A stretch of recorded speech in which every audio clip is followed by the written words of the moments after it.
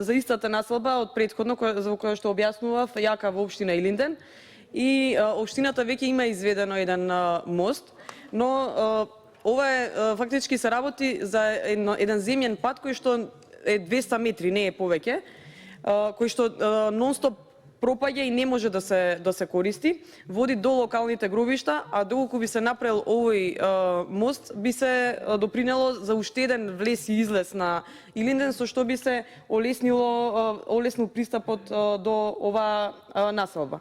Но очигледно нема слух кај министерката и мене многу ме интересира кога правите буџет или ребалансов кога го правите, како одредувате приоритети.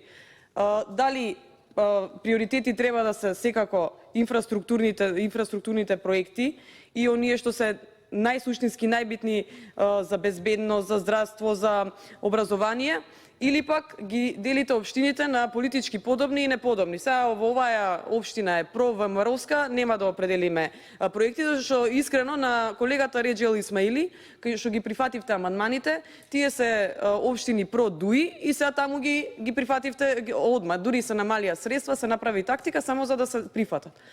И сега ова веќе ми личи дека проврмровските општини нема да ги поддржиме, нити да им помогнеме да се продолжат проектите што од претходно се почнати. А многу значат за граѓаните, затоа што во оваа населба јака, не знам дали сте биле воопшто, има за 200 метри пат, они кружат околу 5 километри плюс пат возат, само затоа што не можат да поминат ни 100-200 метри земјен пат. И сега, ако немате слух вие за граѓаните, стварно не знам зашто тогаш, како одредувате приоритети во ребалансот, па и во буџетот претходно, а потоа и со ребалансот. Благодарам.